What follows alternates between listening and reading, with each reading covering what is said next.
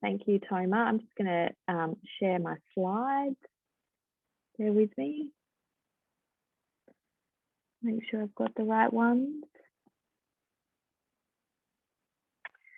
Hello, everyone. Thank you for joining us. Those that have come today to the live session, and hello to those who are joining us in the recording. My name's Emily Humphreys. I'm going to be the convener for today's session. And today's session is about collaborating with government, Nature-Based Solutions and Nature-Based Social Enterprises. And I'm joined by two incredible women, Tanya McDonald from Greening Adelaide and Sharon Zivkovic from Community Capacity Builders. Before we kick off, it's customary in Australia to acknowledge the country in which we are delivering our sessions from. And I'd like to acknowledge that I'm delivering my presentation from Ghana country, which is otherwise known as Adelaide, South Australia. And I want to acknowledge the leaders emerging past and present. I also want to acknowledge those that were stolen from their country and are finding their way back to country and culture. So let's kick off with today's session. So just a little overview of what we'll be going through today. I'm going to give a little background on how we got to Systemic Innovation Lab, so how the collaboration began with working with government. I'm going to hand over to Tanya, who is going to talk to us about the Systemic Innovation Lab Greening Marion. And then Sharon is going to talk to us about Nature-Based Solutions and Nature-Based Social Enterprise as a way of addressing some of the recommendations that came out of the final report for the Systemic Innovation Lab pilot. And then hopefully we've got some time for Q&A at the end. Please add your questions into the chat. If I don't, we won't stop through the session. We'll save those to the end, but as they come up, please do just pop them into the chat session. So some background. For those of you who are outside of Australia, Adelaide is in South Australia, which is one of the states at the south, as it says in Australia. Adelaide is the capital city of that state. And Wicked Lab began working with Green Adelaide, which at the time was called Adelaide and Mount Lofty Ranges Natural Resource Management Board, which is now referred to as Green Adelaide. And we began working with Green Adelaide in 2017. And we begun that as a capacity building project, where we worked with a couple of teams to support them to take a complex adaptive systems approach to systems change. And so the beginning of the collaboration was this learning program that a couple of teams had gone through. I'll just make sure that that chat. Oh yeah, lovely. Okay, sorry, I just wanted to make sure everyone can hear me. So we took a couple of teams through our flagship program, which was our Complex Systems Leadership Program. And this is a 3-unit project-based program where we take participants through, as I said, a project-based program that's focused on addressing a wicked problem or opportunity. So that's a complex social policy problem. And we're looking at it in a geographical place.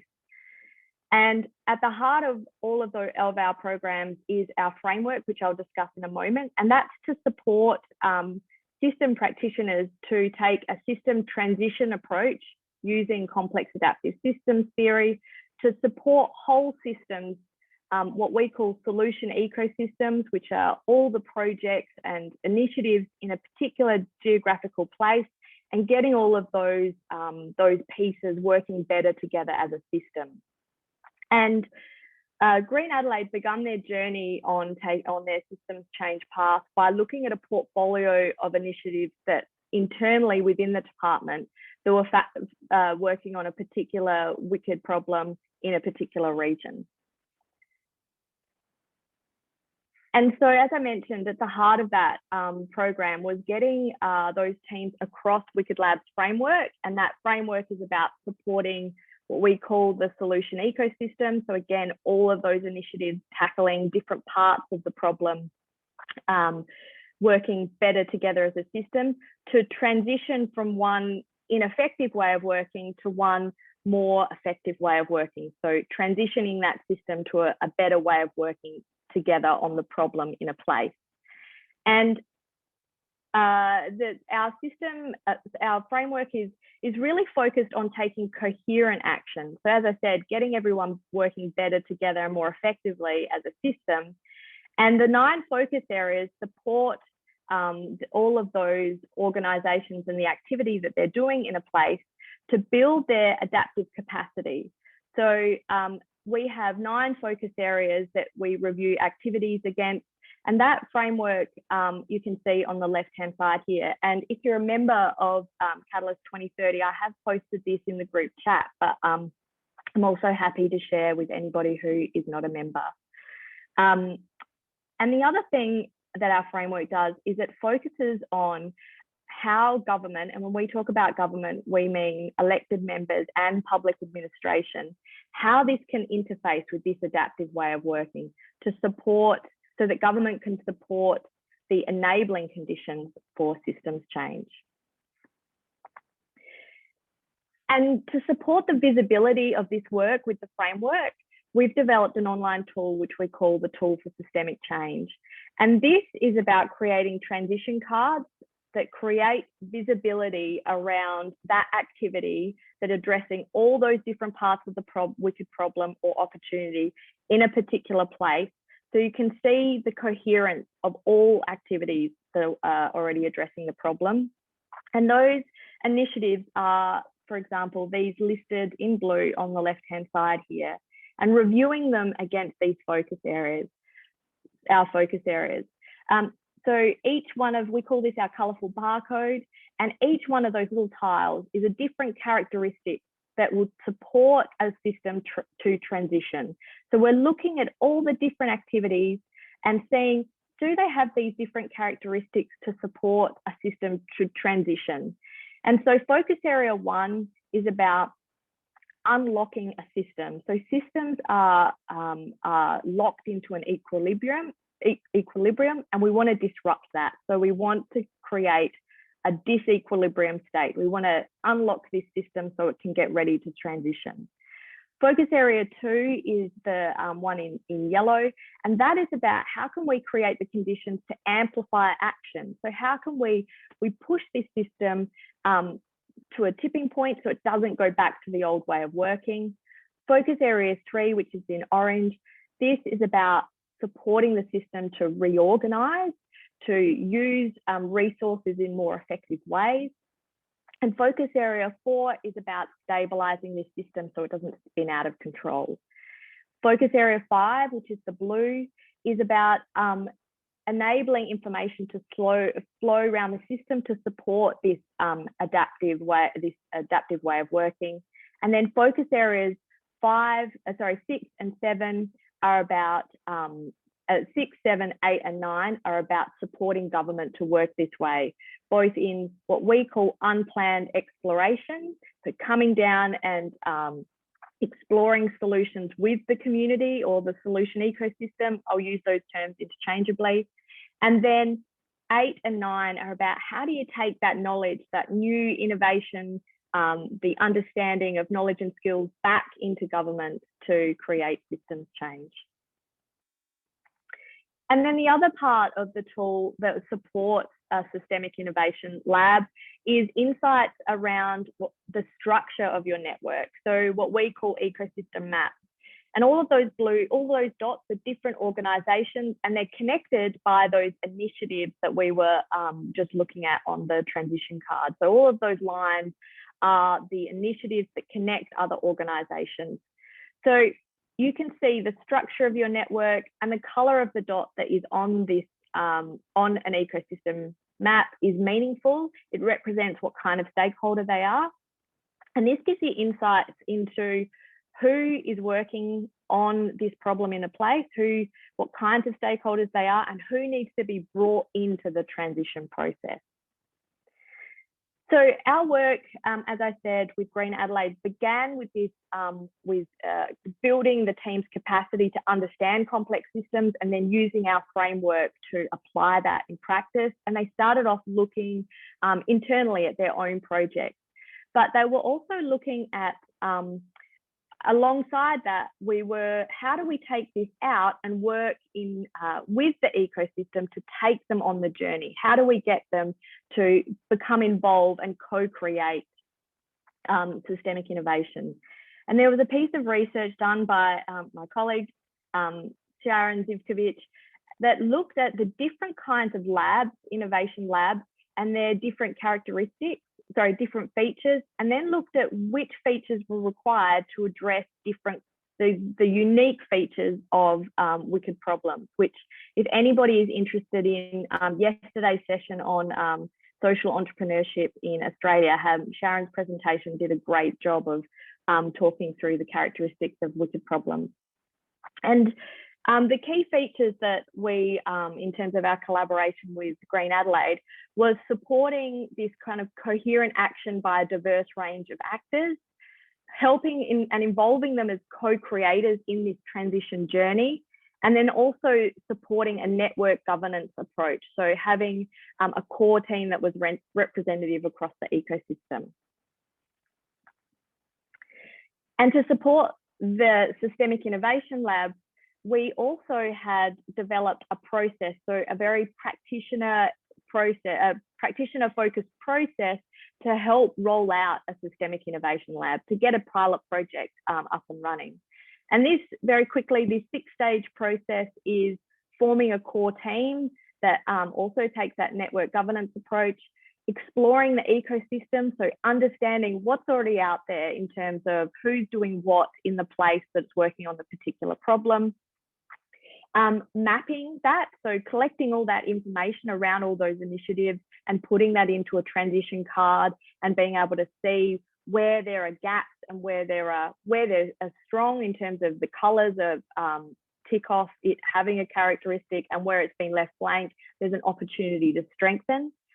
Learning, reflecting on those opportunities to strengthen a system, coming together in stage 5 to address those gaps and strengthen again that system, and then sharing those learnings back into the ecosystem. So this is where I'm going to hand over to Tania after this slide, where we will talk about Greening Marion and the Systemic Innovation Lab. So that FemLab process we used to pitch a pilot project for Greening Marion, and the focus of that this lab was on urban greening for the place 3 suburbs in the city of Marin, which was Marin, Oakland Park, and Park Holmes. And it was a collaboration that started in 2019. We did have other labs that we were supporting. Wicked Lab was supporting using the FemLab process, but this was a particularly exciting one for us because it was a dual level. It was both local government with the city of Marion. It was a state government partner with Green Adelaide. We had an industry partner in water sensitive SA, and then ourselves, a technology-based social enterprise that was supporting the process of the lab. So I'm going to now hand over to Tania, who is going to talk us through the what happened in the labs and the findings. Over to you, Tania. Thanks, Emily. So my name's Tanya McDonald, and I work for Green Adelaide, which is a government body that is very closely tied to the Department for Environment and Water in South Australia. And I just want to explain a little bit about Green Adelaide because it is a new organisation.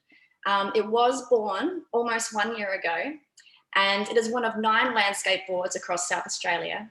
And each landscape board is tasked with supporting local communities and land managers to be directly responsible for managing their own environments.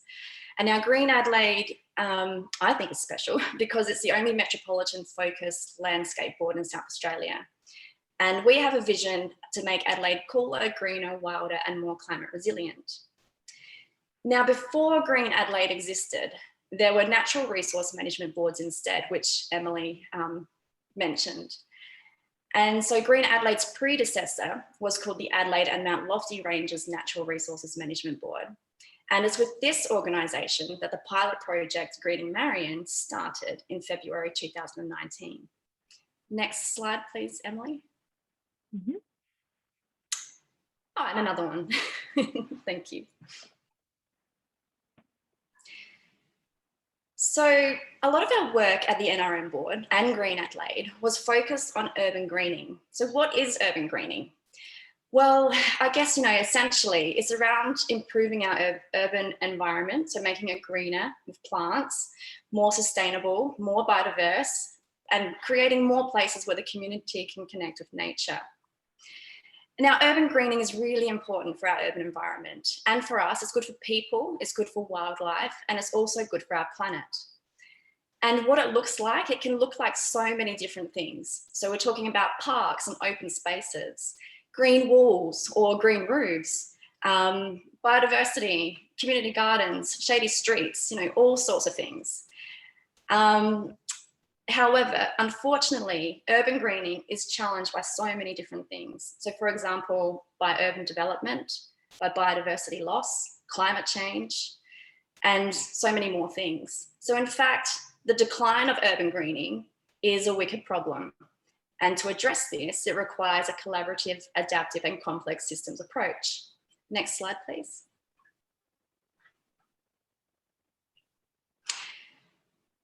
And in steps the Greening Marion pilot project.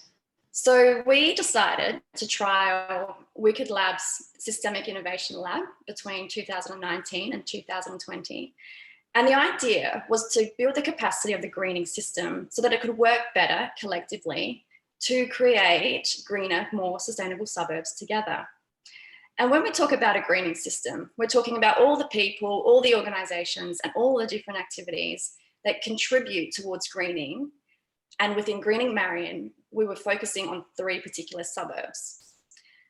And I just want to mention here as well that we had fantastic partners. So this was in partnership. We could not have done this without the City of Marin. And I know that Rebecca Newman, our partner who led it from City of Marin, is actually in the audience today. So welcome, Beck. It's great to have you here. As well as Wicked Lab, who were on the phone all the time and provided mentoring and training, so thank you very much. And also to Water Sensitive SA for their expertise that they provided in the project as well. Next slide. So the objectives of Greening Marion, there were 2 main key objectives. And the first one was to basically strengthen the greening system. So we wanted to improve stakeholder understanding of the greening system. So what other stakeholders existed within the system, what were their roles and their responsibilities, and look at the gaps and opportunities to build the system adaptive capacity. We also wanted to have a look at what connections and collaborations already existed and help people to understand how they could create more connections and collaborations. And we also wanted to see more cohesive action happen across the system. Next slide.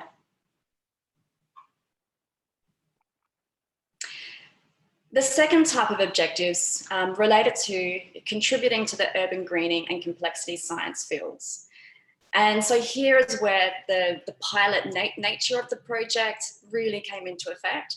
So we wanted to trial the Systemic Innovation Lab, check it out, see how it goes, and potentially adapt it if need be, so that we could, write it up and provide information about it to other people so it could be rolled out again later. We wanted to also shape a vision for urban greening in the local area. We also wanted to improve our own understanding as project partners of complexity and urban greening. And we wanted to see, to develop a community of practice for complexity as well, because it's a pretty difficult space and a new space to be working in. Next slide. Now, what we actually did, we started off, so Emily mentioned the Feminist Process in her presentation. So our team underwent training in the process. And most of the Greening Marion project was based on the delivery of that Feminist Process. Now, we interviewed 41 people from 15 different organisations or formalised groups, and that included community groups, community enterprises, NGOs, schools, councils and state government. We mapped 56 different greening initiatives across the system, and we analysed how each of those initiatives contributed to the way that the overall greening system functioned. Then we stood back and we identified the system's strengths and opportunities, and developed a whole range of different engagement tools like information sheets and illustrated video, online information and did presentations as well. And then we also held a number of online workshops where we shared system mapping results with the people that were involved in the mapping process. We created a collective vision in the workshop for greener, more sustainable suburbs. And we also supported stakeholders to think about how they might want to tweak or change their own activities to help strengthen the system. Next slide.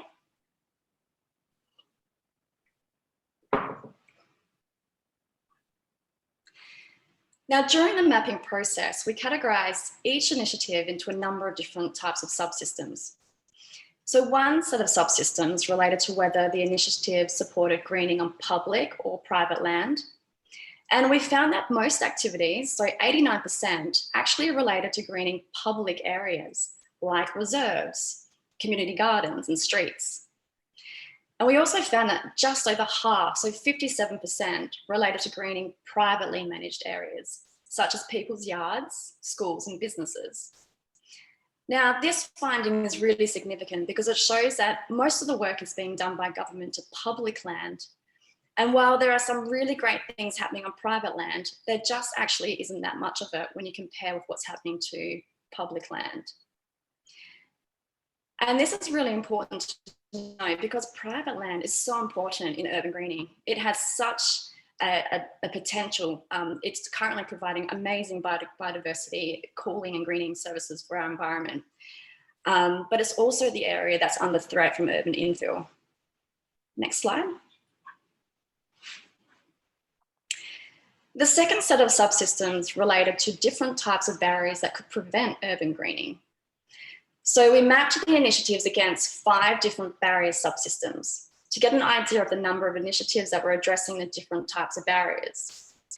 And the results showed us that there was a relatively even spread of initiatives that addressed most of the barriers, all except for funding and investment, which only had a few initiatives in this particular subsystem. Next slide. And the final type of system mapping result that I'd like to show you is the transition card, which Emily introduced earlier in her talk. And now this was generated from Wicked Lab's online tool for systemic change. Now this is a really very high level visual representation of how well this particular system is functioning. And it can be used to see where the system's strengths are, as well as the areas that could do with a little bit of extra work. Now, it's worth noting that there is a lot of information that sits behind the transition card, as part of the process is doing a deep dive of the information that sits behind it to help to make sense of what all this says. So what does it say? Next slide. So on the left-hand side, as Emily mentioned earlier, is a list of all the different initiatives that were mapped and analysed during the lab. Next slide. And each colour represents one of the 9 different focus areas from Sharon's framework. And within each focus area or colour are a number of different columns. And if you look really closely, you'll be able to see that in the different columns actually represent different initiative characteristics. And then you can kind of make out which initiatives are contributing, which initiatives are contributing to each of the focus areas because they possess different characteristics. Next slide. And so when you stand back and you put it all together, the transition card shows us, number 1, how each initiative contributes to the overall functioning of the system. And number 2, how the system is functioning as an overall picture. And so basically the more colour you see, the more initiatives are doing a certain thing that is helping the system to function well. Oh, sorry. I think I might be flipped ahead from you. Oh, you did. Oh. Never mind. Go back one slide. Yep. This one? Okay, so yeah, that's just that one's finished. And go to the next one. Yeah, great. Yeah. Excellent. So now once we had this information, we had to decide how to best share it with our stakeholders. And so we decided to simplify the transition card into something that we hoped our stakeholders would be able to understand more readily. Because the transition card, when we showed it to some of our colleagues, it kind of freaked them out a little bit. Not everybody's a systems thinker. And so on this screen is where we presented the information to our stakeholders.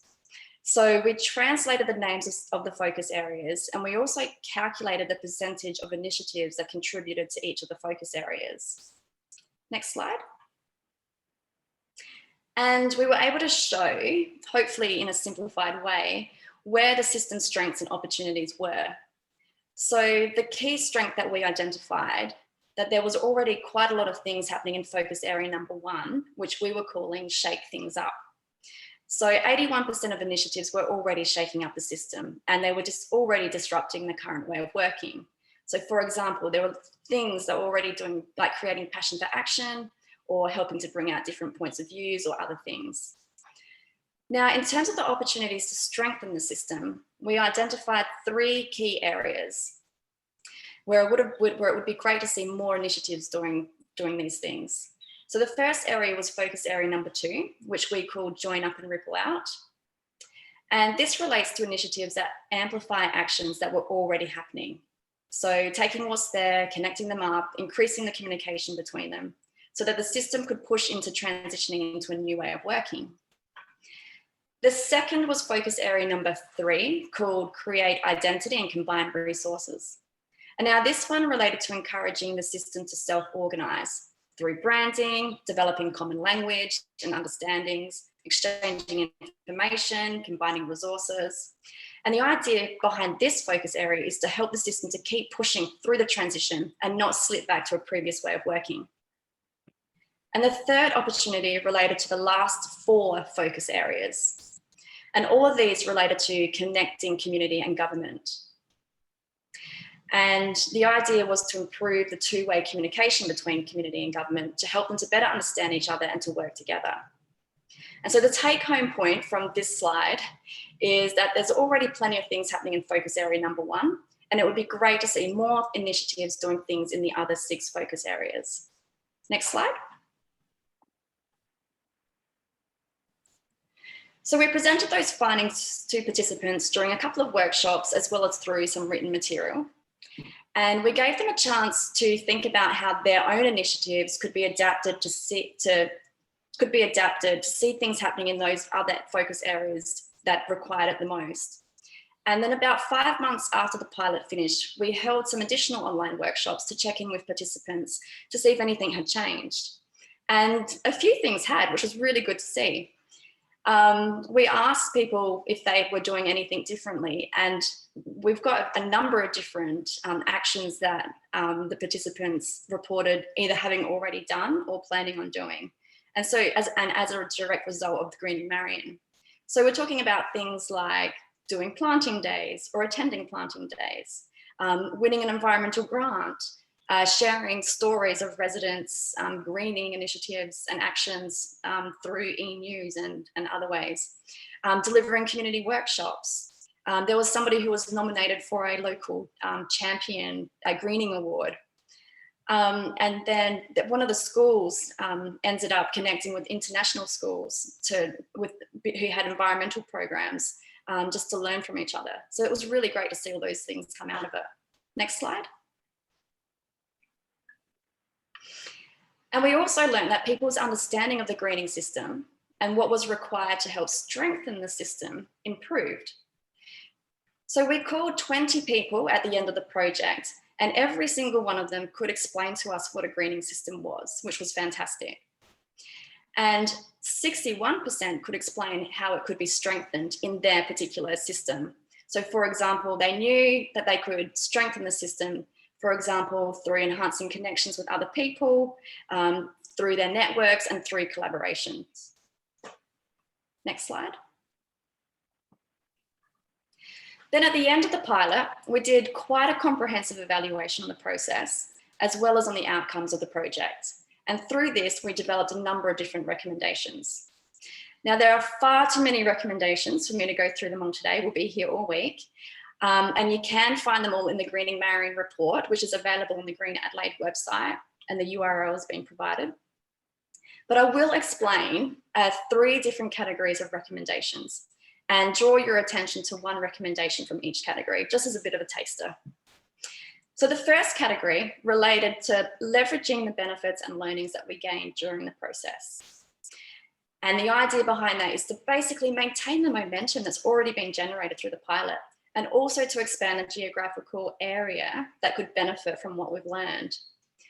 So in that particular category, we had 5 recommendations. And the one that I'm drawing your attention to is delivering regular council-wide greening forums for people involved in greening initiatives from across the council area. So what that's going to do is it's going to basically expand the Greening Marion network from 3 suburbs, which was the focus of the pilot area, and expand that network across all greening initiatives, or any greening initiative that's impacting across the whole city of Marin area. So that's going to be pretty exciting. Next slide. The next set of recommendations is about developing sector capacity. And in this category, there's 3 recommendations. And the one that I'm drawing your attention to is around catalysing a community of practice by bringing together Australian and international contacts who are working in complex adaptive systems. And now I believe that our wonderful friends at Wicked Lab are currently designing a community of practice for people who are using their tool. Emily, did you want to say something about that? Yeah, we're currently designing a community of practice, as you said, for people who are using our tool so that they can have peer learning between each other. So in the projects that we've done, we've connected up, for example, Tanya and her team with other people who are leading systemic innovation labs. And we want to be able to bring those, not be the bottleneck or the connector, and bring everybody together so they can learn from each other as we supported them in their learning. So yeah, great, thank you. Yeah. And it was fantastic to touch base with somebody else who's been in this, with other people who have been in this space, just to hear from what they've got, you know, from their experience. It's gold. Next slide. And the third category of recommendations is to adapt the process based on learnings from the pilot project. So there were 9 recommendations in this category.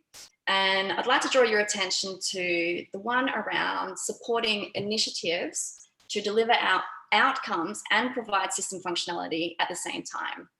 So this is based on the idea that a well-functioning system needs initiatives that do 2 things. So number 1, they need to be supporting the system to function well, which is exactly what Greening Marion was looking at and the Systemic Innovation Lab focuses on. And the other thing that a well-functioning system needs is to have the initiatives that are addressing the causal factors of the wicked problem itself, and to be doing that well.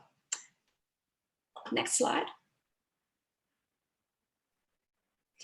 And all of the recommendations from that last category have been incorporated into an adapted process, which is available in the full report in Appendix 10, which is on the Green Adelaide website, if anybody wanted to have a look at that. And yeah, so I think that's probably all I've got to say, is that, yeah, it was a fantastic ride, really. And yeah, I wanted to pass you over now over to Sharon, who's going to take you through how you might actually go about strengthening the actual initiatives that exist within the system. Oh, you're Sharon. Thanks, Tanya, that was amazing. Yeah, thank you, Tanya. And I'd just also like to recognise Rebecca Newman from the City of Marion, that's in the room here with us, for the fantastic work that she was doing as well on this project. So as it says here, I'm the CEO of Community Capacity Builders, but I'm also Emily's co-founder on Wicked Lab. Emily's the CEO at Wicked Lab, and I'm the Chief Innovation Officer there. So hence you're seeing my name popping into a lot of this. And also I met Tanya back in 2000, I think it was 2016, we had the Association for Environmental Educators Australia conference in Adelaide. And so I've got a bit of a background in environmental education. So hence this project was quite a passion for mine. It was an area that I was quite pleased to be able to play a role in. Let's start, Emily. Next slide. So I'm going to focus on this recommendation, which was about strengthening the initiatives and increasing the initiatives that are addressing the underpinning causal factors in a solution ecosystem, and these initiatives being systems aware. So whether that's strengthening existing initiatives or actually creating new initiatives. Next slide, Emily. And so here we go back to having a look at what a problem systems looks like. And we can have initiatives that address one or a few of those initiatives, but for them to also be aware that they're actually part of a bigger system. And looking at the social entrepreneurship literature, like an approach to social entrepreneurship is to actually come in and identify where you can have the greatest impact in a system. So identifying the causal factors where you could think to have the greatest impact. So that's the kind of approach that I'm presenting in my part of the presentation. Thanks, Emily. If we think about the kind of initiatives within something like Greening Marion, which has this focus on nature, urban greening is a subset of nature-based solution initiatives. And so therefore, we've got a lot to learn for what has been coming out of Europe with regards to nature-based solutions. And nature-based solutions are defined as solutions that are inspired and supported by nature, that are cost-effective, simultaneously provide environmental, social, and economic benefits and help build resilience. Such solutions bring more and more diverse nature and natural features and processes into cities, landscapes, and seascapes through locally adapted, resource-efficient, and systemic interventions. Nature-based solutions must therefore benefit biodiversity and support the delivery of a range of ecosystem services. So that's the definition that's come through the European Commission. Next slide, Emily. And nature-based solutions and having this focus on nature-based social enterprises fits really nicely with the values of Catalyst 2030. As a core value of Catalyst 2030 is people and nature at the centre. And I've got to admit to that core value I found quite exciting when I first was looking at Catalyst 2030. Next slide, Emily. I guess the development of nature-based solutions has really come through Europe, but now has taken more of an international flavour, and it's only just starting to become talked about in Australia. So this is quite new for us, but nature-based solutions is the idea of this in policy is relatively new as well. So in Europe, the European Commission released in 2015 a research and innovation policy agenda for nature-based solutions and renaturing cities. Then by 2019, we had the European Green Deal. So the European Commission released its policy for tackling climate and environmental related challenges in its EU Commission, the European Green Deal communication. And this communication acknowledged the critical role of nature-based solutions, stating that lasting solutions to climate change require greater attention to nature-based solutions. So it's got this broader remit with regards to climate change. And then in 2019, the United Nations Secretary General convened the United Nations Climate Action Summit. And at that summit, a nature-based solutions coalition was promoted that was co-led by China and New Zealand. And they launched the Nature-Based Solutions for Climate Manifesto. Next slide, Emily. Within that manifesto, it states that nature-based solutions are a fundamental part of action for climate and biodiversity, and that they're an essential component of the overall global effort to achieve the goals of the Paris Agreement on climate change. What was exciting for people who are into social enterprise and social entrepreneurship is a Horizon 2020 project that was funded by the EU, which focused on nature-based enterprises. And this nature-based enterprises are defined as an enterprise engaged in economic activity that uses nature sustainability as a core element of their product service offering. Nature in nature-based enterprises can be directly used or indirectly used. It can be directly used by growing, harnessing, harvesting, or or sustainably restoring natural ecosystems, or indirectly by contributing to the planning, delivery and stewardship of nature-based solutions. And this term, nature-based enterprises, combined the European Commission's definition of enterprise and the European Commission's definition of nature-based solutions, which I showed you earlier.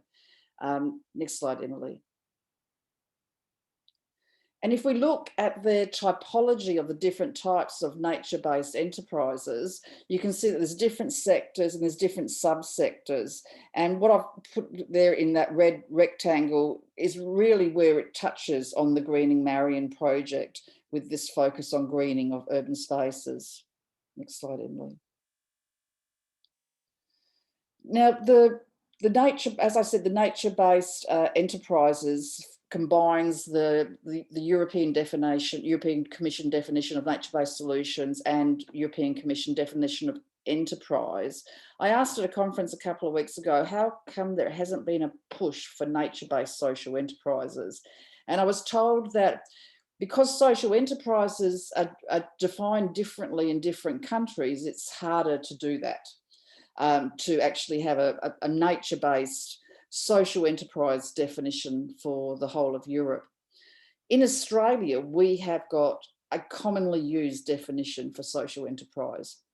And this definition is used for certifying social enterprises, it's used in our policy documents, and it's even used in a legal handbook for social enterprises in Australia. So in Australia, social enterprises are defined as organisations that are led by an economic, social, cultural or environmental mission consistent with a public or community benefit.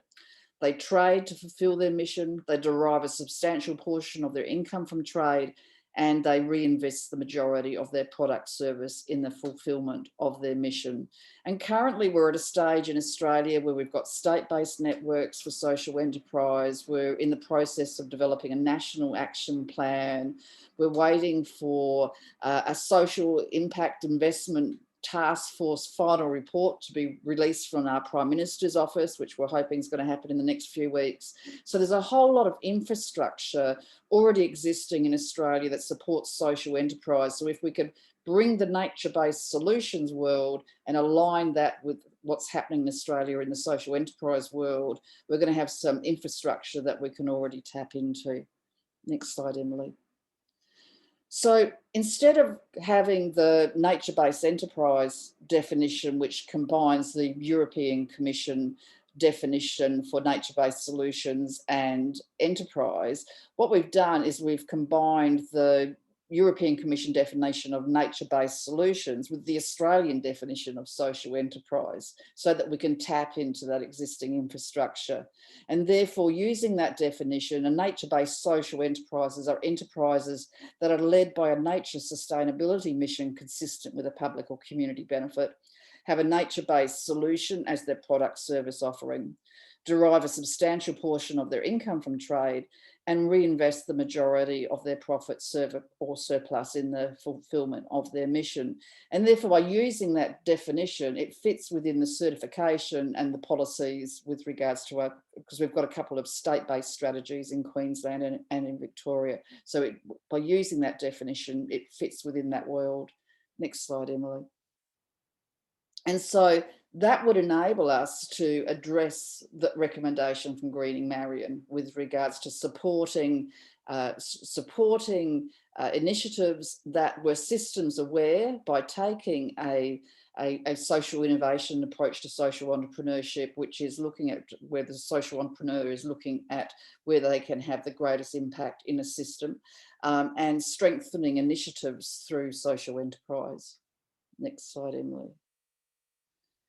And because greening is just a sub-part of just a sector within nature-based solutions, taking a nature-based solutions and supporting nature-based solution development in Australia has got this broader opportunity to actually address climate change. And so this really aligns to Sustainable Development Goal 13. Next slide, Emily. And so we could be looking at nature-based social enterprises within all of these sectors and subsectors in Australia, and aligning to our existing infrastructure for social enterprise. Next slide, Emily. And so what kind of like we're proposing is to take this social enterprise approach to develop these types of initiatives, and to actually use a program for systems social entrepreneurs that I've been delivering for a couple of years now with the higher education sector in Australia. Next slide, Emily. And the program for systems social entrepreneurs has 4 units. The first unit is looking at different types of social entrepreneurship approaches that are underpinned by systems thinking, approaches that are underpinned by complexity approaches, more European approaches, which have got more of a participatory approach, UK approaches, which have got more of a marketisation approach, and Scottish approaches, which are more communitarian, and using that as a bit of a, I guess, a palette of concepts, tools and techniques that people can embed into their initiatives, which are all social entrepreneurship approaches, but just coming with different flavours. Next slide, Emily. The second unit focuses on mapping problem and solution ecosystems. So the problem system and looking at where existing solutions for that particular wicked problem are currently which parts of those underpinning causal factors are being addressed by solutions already, and so that the participants can look at where they can intervene in the system. Next slide, Emily. Then the third unit focuses on developing initiatives, which, translating this program to a nature-based social enterprise program, would be looking at developing nature-based solutions. Next slide, Emily. And then the final unit is about institutionalising those solutions through social enterprise. Next slide, Emily.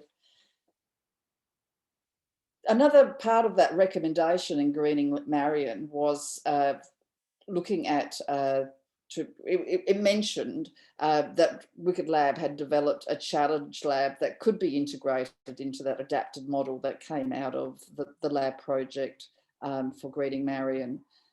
Next slide, Emily. And in the report, it's actually got, as one of the appendices, a couple of pages about challenge labs.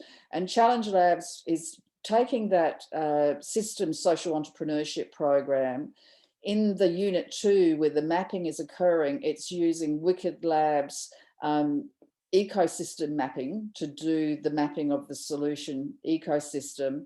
And it also incorporates a participatory budgeting process, which helps to support the participants who are developing these initiatives and also these enterprises. And it also enables the solution ecosystem to come together. Next slide, Emily. And that's me.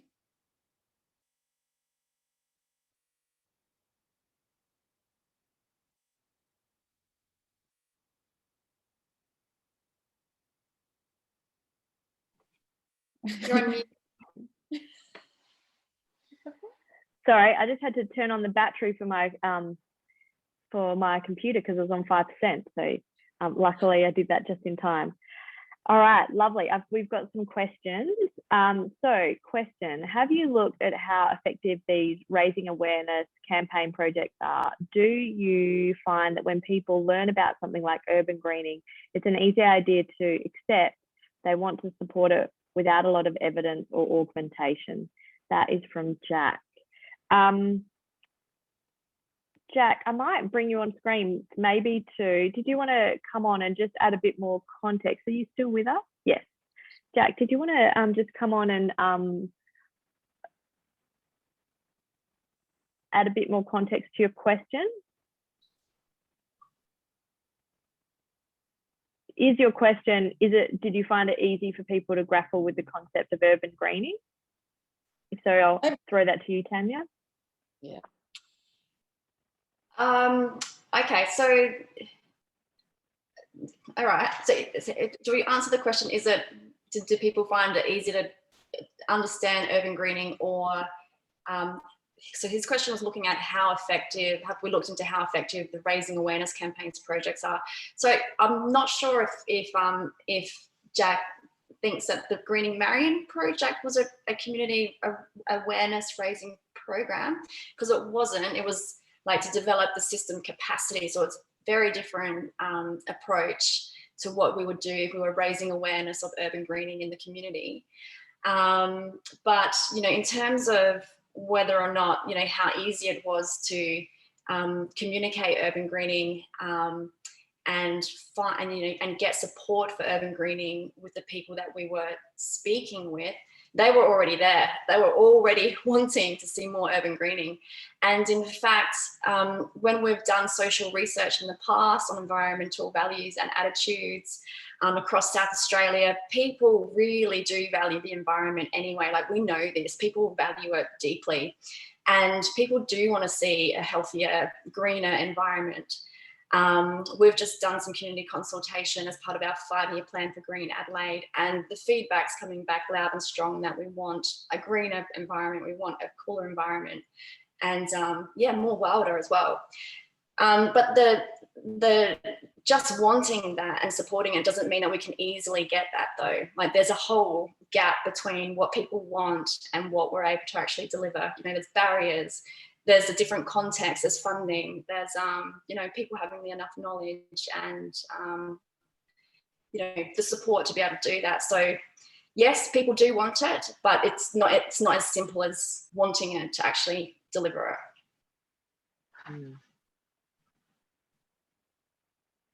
And a question from Nick. Sorry, he has roadworks going on, but would love to explore where interconnected communities of practice might emerge around this and cross-pollinate. Yeah, Tanya, Sharon? Yes, that would be great. So yeah. I think there's two areas there. I think with regards to the practice, and it's been amazing how we've worked with different labs around the world, and people have wanted to reach out to other projects and have that cross-pollination, even when the projects are looking at different wicked problems. They're finding value from just the process of being able to talk to somebody going through the same process, of really doing, of being systems, of steering systems, because that's what they're doing. They can't control them, but they're trying to help steer them in a certain direction. What we've got in the social enterprise space, which is really exciting, is we're starting to get thematic groups of people coming together that are working on the same problem. And so I think as we get more and more people taking this kind of, I guess, collective impact systems, systemic innovation labs, but taking a complexity approach underpinning that, we're going to be able to bring people together that are working on the same thematic group, as well as taking a complexity approach. And I think that's going to be really exciting. Yeah, absolutely. I think for the first time ever, we have like 4 minutes before we're supposed to finish, which is new for the sessions that I've been involved in. So that's great timing, everybody. Were there any other questions from our participants that you would like us to answer before we sign off? Or Tanya or Sharon, are there any final comments that you'd like to add? I knew that there's probably people on the call that might have comments to make with regards to their own work that they're doing. I noticed that Ken Long's on the call, and he's doing some putting together an event for rewilding, and I can only just imagine what Rebecca's doing. So if anyone else wants to call out any initiatives that they're working on, please do in the couple of minutes to go.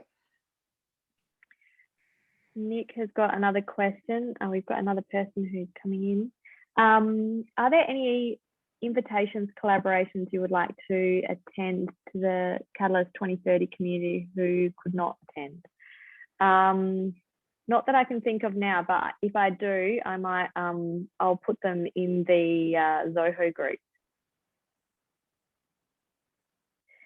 is collaborating between governments possible, international projects between Australia and other countries? So yes, definitely. So we were part of a Horizon 2020 bid, which was a collaboration between Wicked Lab Australia and which was taking the learnings from our labs that we had been running in Australia and setting up the 5 labs in 5 different countries in Europe.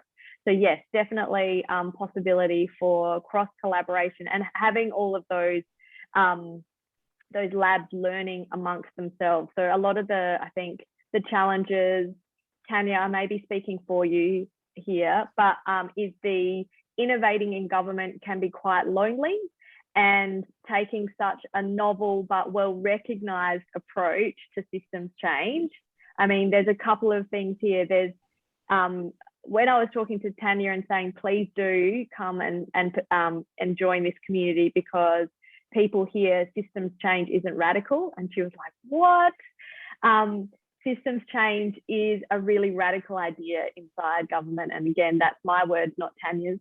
And so it can be quite isolating. So connecting practitioners who are system entrepreneurs within government, so public sector entrepreneurs, is also something that we're really keen on supporting. So, and getting that cross-learning, cross countries, cross labs, cross problems. So, yeah. All right, lovely. Thank you, Ken. Yes, thank you to everybody from South Australia who was able to come.